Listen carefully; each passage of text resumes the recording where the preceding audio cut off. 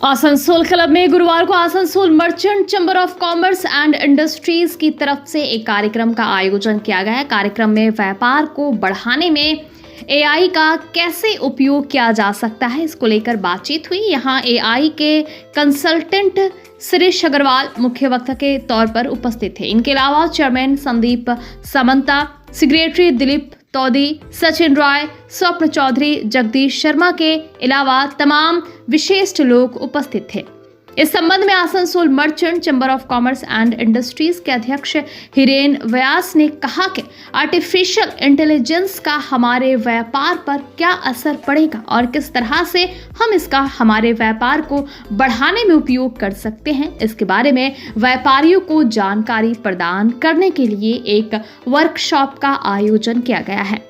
यहाँ पर शिरीष अग्रवाल मुख्य वक्ता के रूप में उपस्थित थे। उन्होंने व्यापारियों को बताया कि किस तरह से आर्टिफिशियल इंटेलिजेंस का वो अपने व्यापार को बढ़ाने में इस्तेमाल कर सकते हैं।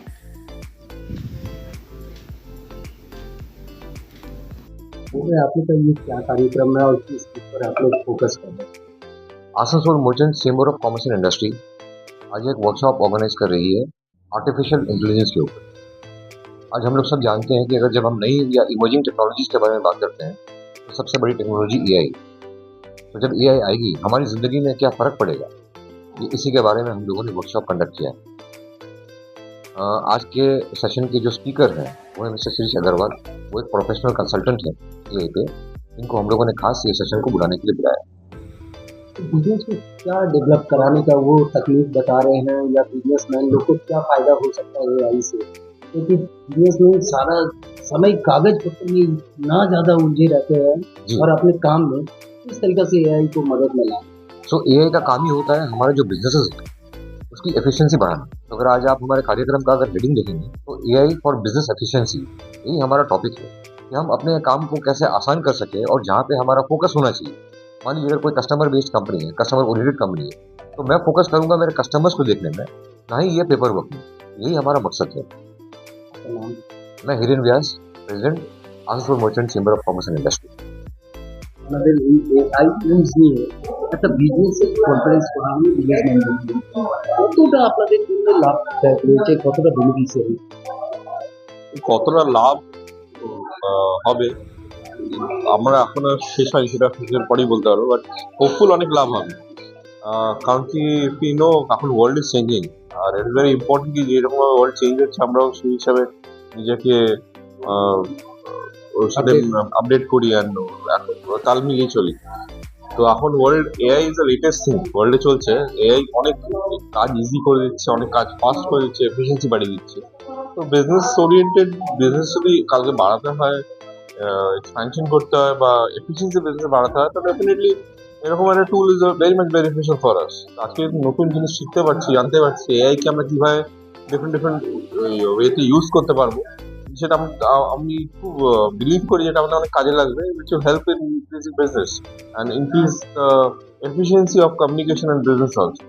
এআই টুলস দিয়ে যদি আপনারা কাজ করেন, তো যে আপনাদের কাছে যতটা স্টাফ আছে যারা কাজ করে তাদেরকেও তো ট্রেন করতে হবে। ধরুন আপনি বুঝে গেলেন এখান থেকে, কিন্তু যে স্টাফকে নিয়ে আপনি এই বিষয় নিয়ে কাজ করবেন তারা কতটা যোগ্য হচ্ছে? ডেফিনেটলি ট্রেন করতে হবে, but again having said that AI তো আমরা ইউজ করবো, এআই জেনারেট করবো না।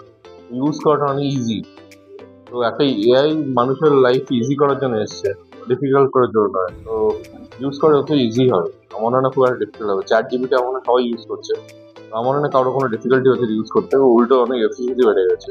এখন ডিফারেন্ট এআই টুলস আমাদের এফিসিয়েন্সি অ্যান্ড বাড়িয়ে দেবে, ইউজেবিলিটি অনেক ইজি হবে।